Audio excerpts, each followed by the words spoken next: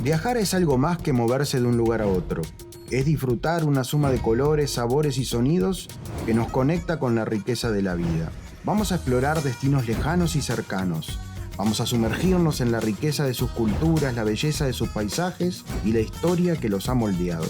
Desde montañas majestuosas hasta playas de ensueño, desde ciudades históricas hasta las joyas ocultas, acompáñanos a descubrir la diversidad y las maravillas que nuestro mundo tiene para ofrecer.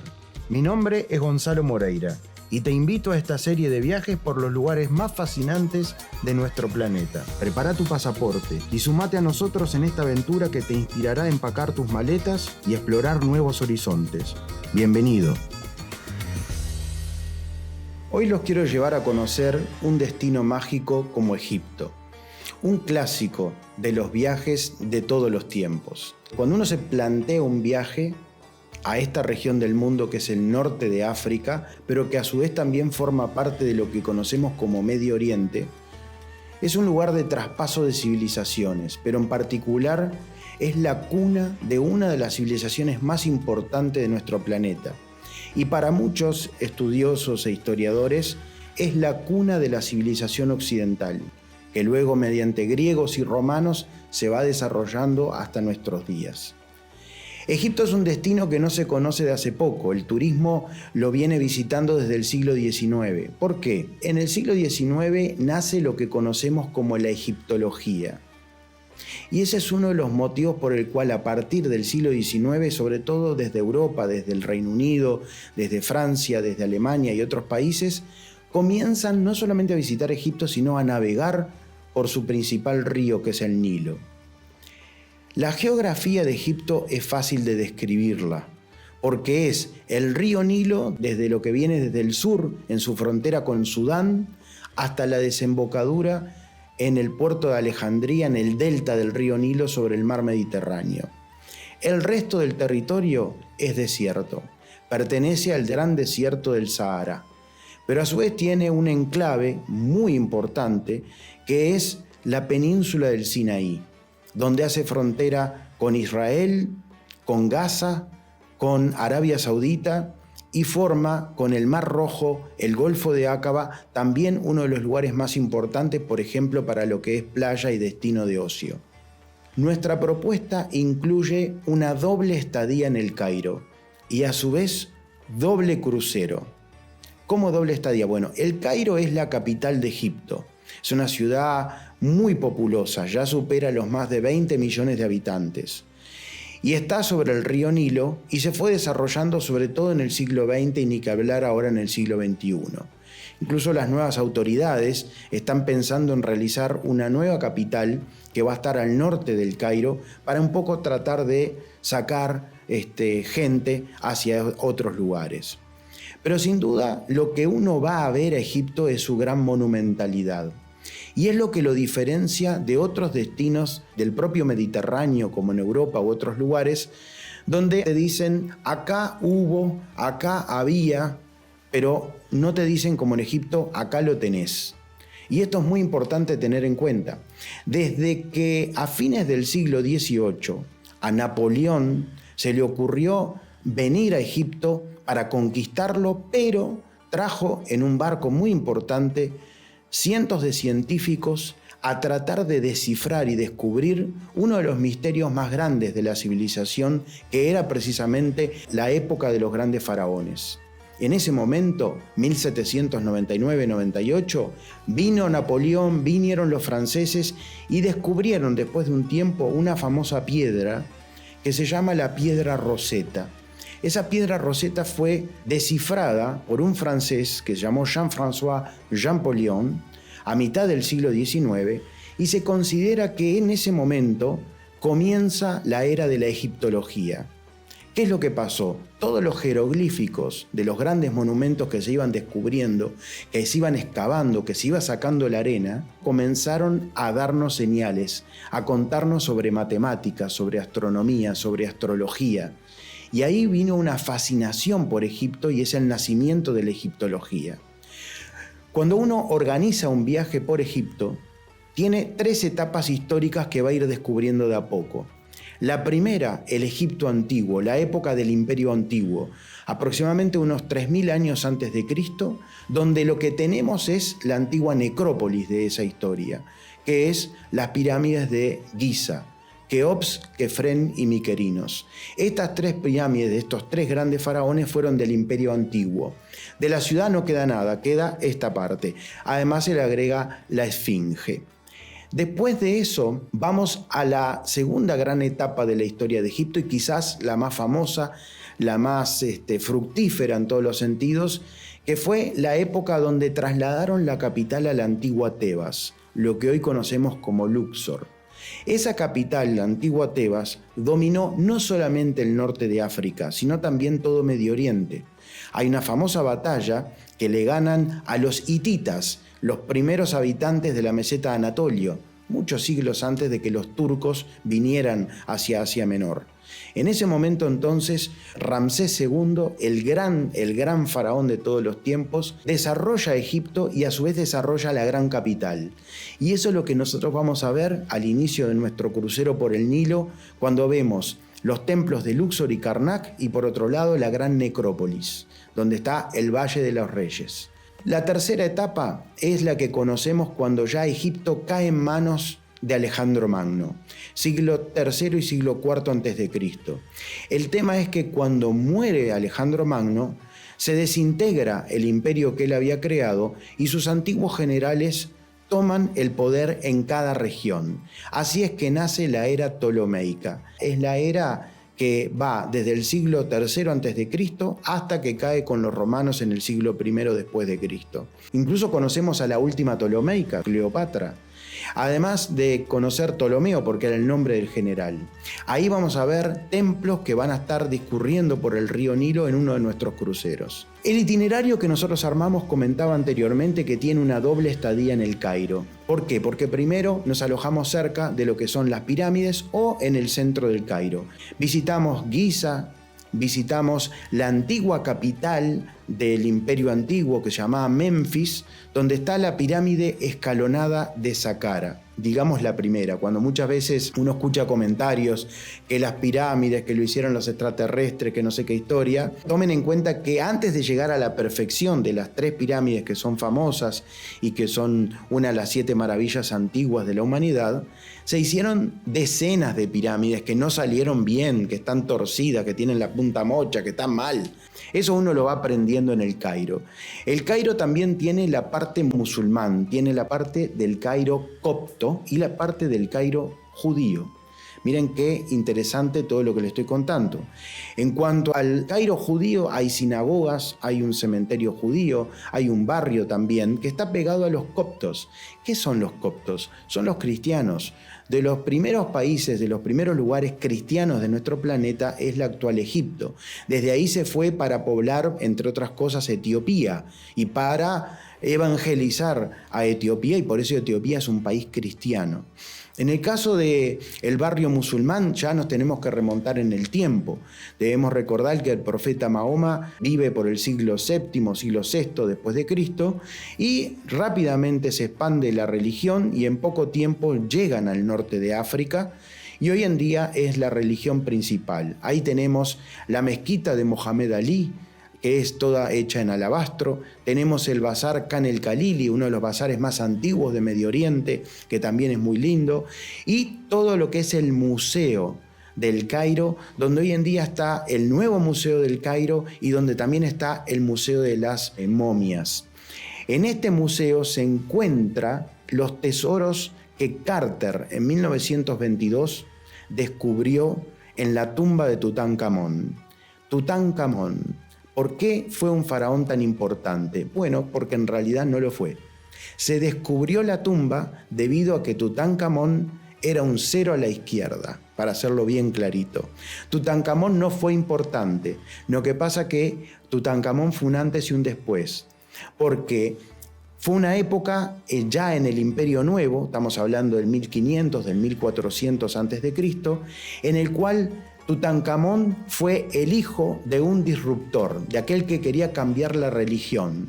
Amón, dios del sol, era Atón y él lo quería cambiar. Por ese motivo, cuando muere, que muere muy joven, es enterrado de una forma que no era la común para todos los faraones.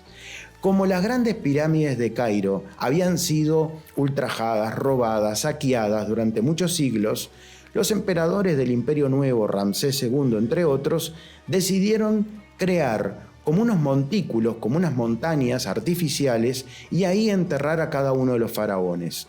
En ese lugar empezaron a poner las tumbas. Cuando muere Tutankamón, lo ponen en un lugar de costado, no de frente, nada normal para ellos.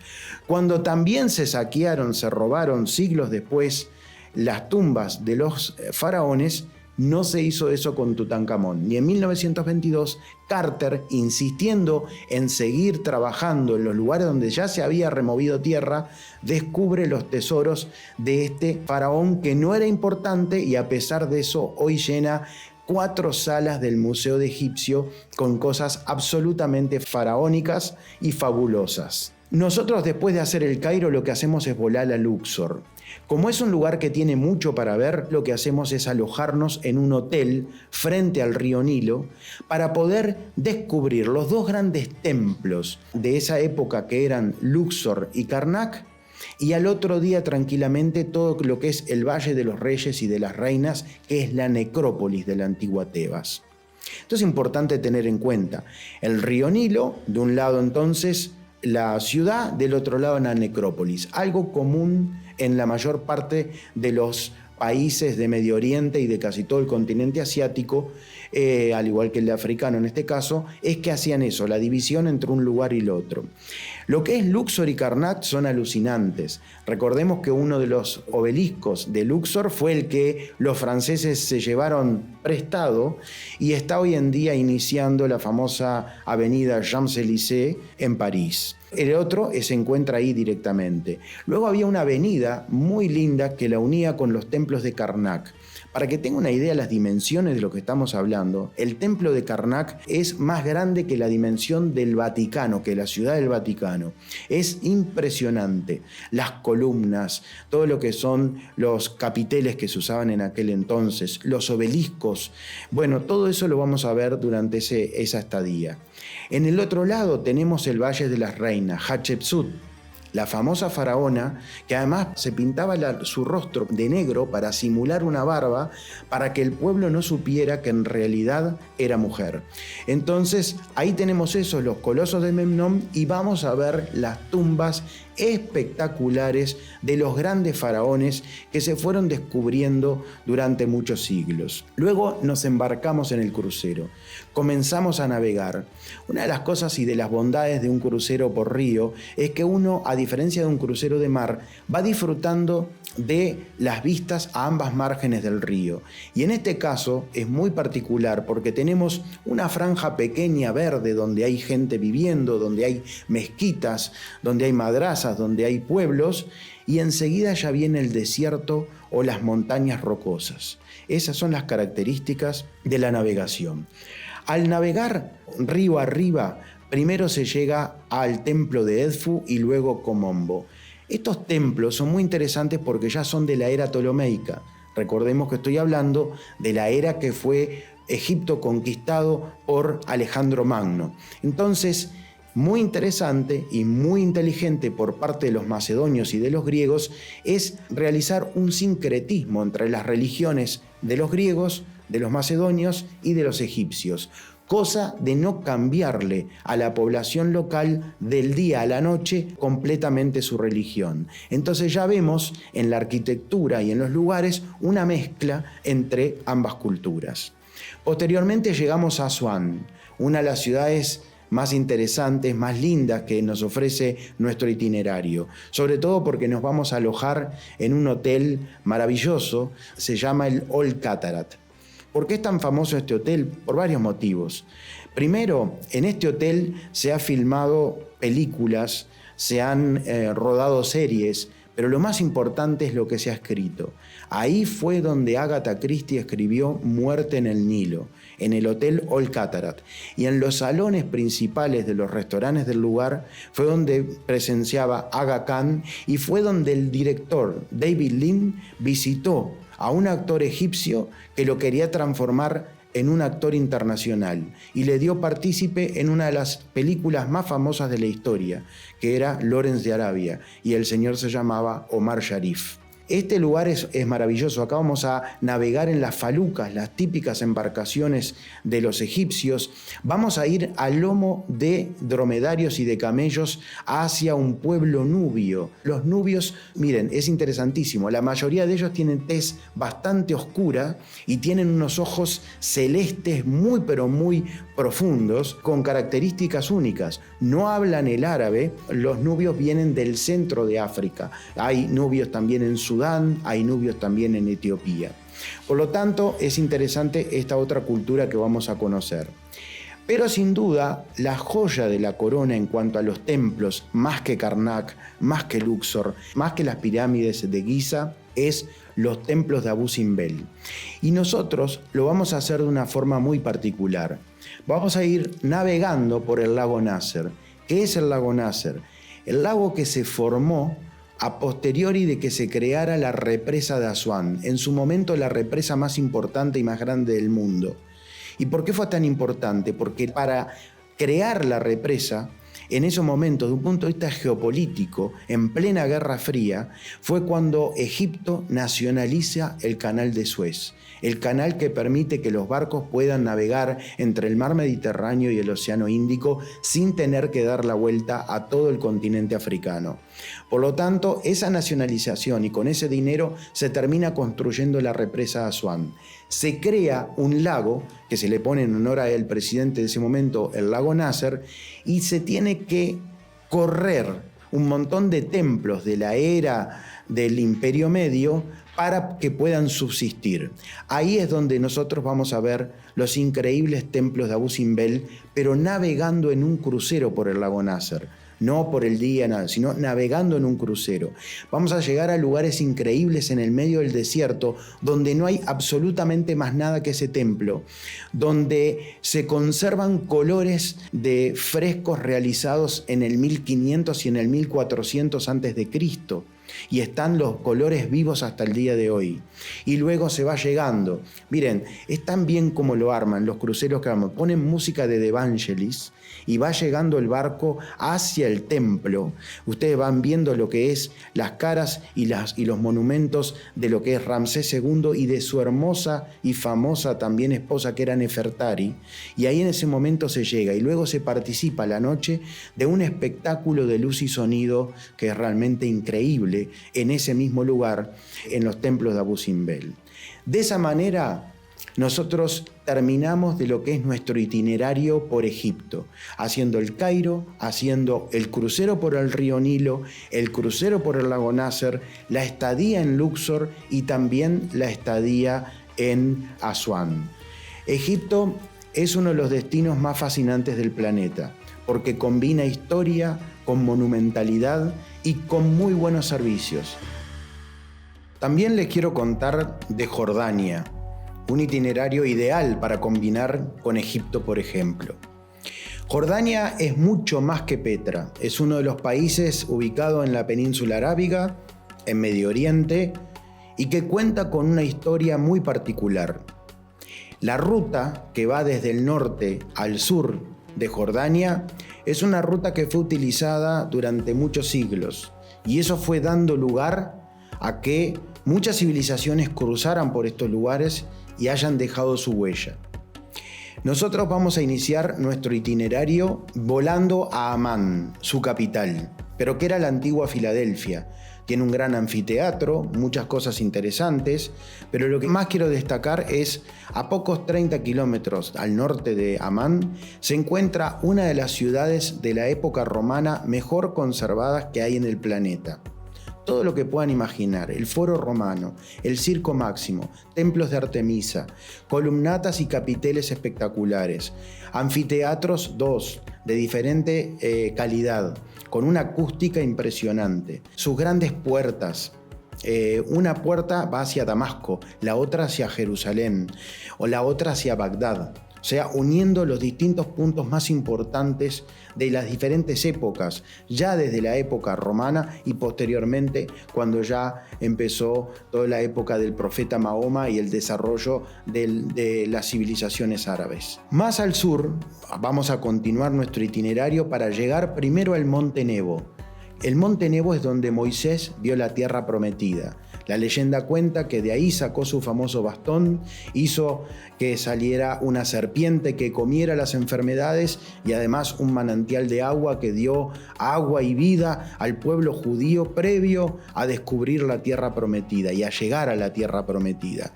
De ahí lo pueden hilvanar con lo que es el símbolo de la medicina, el bastón con la serpiente. Otro lugar se llama Madaba. Madaba es donde vamos a encontrar la iglesia de San Jorge. Ya en la época de los bizantinos, o sea, en la época que Constantinopla se había convertido en la segunda Roma, ahí vamos a ver en el piso de la iglesia, vamos a ver el mapa más antiguo descubierto, que es un mapa totalmente de mosaicos que declara el lugar exacto donde fue bautizado Jesucristo. ¿Qué pasó? Después que se normalizó la situación entre Israel y Jordania, los arqueólogos trabajaron y verificaron que el lugar era del lado jordano, donde San Juan había bautizado a Jesús, y el Papa Juan Pablo II en el año 2000 homologó dicha situación. Eso se encuentra en la antigua Betania, una de las ciudades bíblicas más importantes. Continuamos hacia el castillo de Kerak. ¿Qué es el castillo de Kerak? El castillo de los templarios, un castillo hecho de la época de las cruzadas, los guardadores del templo. Uno puede ver los lugares donde se podía tirar el aceite hirviendo, donde se podían salir los caballos desde un lugar escondido. Realmente un castillo hecho para la guerra y para la defensa. Luego vamos a llegar a una de las maravillas del mundo. ¿Por qué es tan famoso Petra? ¿Por qué todo el mundo quiere ir a Petra? Bueno, porque lo amerita. Porque Petra tiene doble condición. Primero, una ubicación geográfica increíble, hermosísima, y después construcciones hechas por los antiguos nabateos que son realmente fabulosas. El pueblo de los nabateos es un pueblo que se desarrolla en la península arábiga y tiene una mezcla entre los antiguos faraones y las civilizaciones de Medio Oriente. Estos nabateos comercializaban con otros lugares del Mar Rojo y del Golfo de Áqaba, que era la ruta de las especias que traían desde África y desde Medio Oriente hacia la antigua Antioquía o hacia Constantinopla, o sea, una de las rutas que nutría la antigua ruta de la seda. Este lugar, Petra, es increíble. Para entrar hay un desfiladero que se llama el Zik, que son 500 metros que uno va zigzagueando, donde a veces le parece que las paredes se les cae a uno porque tienen como 800.000 metros de altura hasta llegar a uno de los templos más importantes, donde ahí está fundido en la roca, está hecho los capiteles, las columnas, este templo que es alucinante. Pero ahí no termina, ahí comienza la antigua ciudad de Petra. Debido a esa ubicación de tan difícil acceso, fue que muchas veces los romanos no pudieron conquistarlo, tuvieron que esperar muchos años para que finalmente cayera en manos de los romanos. Vamos a ver anfiteatros, vamos a ver las tumbas. Ahí se filmó una de las grandes películas de aventura de todas las épocas, que es Los Cazadores del Arca Perdida, con Harrison Ford. Y posteriormente vamos a estar yendo al monumento, que a través de una subida interesante se ve todo lo que es el desierto del Negev, la frontera con Israel y un lugar de un punto de vista geográfico maravilloso. Desde ahí nos vamos a otro de los puntos altos del viaje, el desierto de Wadi Rum, donde ocurrieron los hechos verdaderos del legendario Lawrence de Arabia, pero que a su vez fue filmado una gran parte de la película con Peter O'Toole como Lawrence de Arabia. Hoy contaba en Egipto también, que con Omar Sharif, Anthony Quinn y otros grandes. En ese lugar, que es un lugar inhóspito, donde está el famoso monumento y la montaña de los 7 pilares de la sabiduría, el nombre del libro que hizo Lawrence de Arabia, ahí nosotros vamos a hacer unos safaris, vamos a andar en camellos, pero sobre todo vamos a dormir en unas carpas de lujo que se llama glamping hoy en día, o sea, camping con glamour, porque tiene baño privado, etcétera, con un paisaje prácticamente lunar o de Marte. Por eso ahí también se filmó la película Marte con Matt Damon.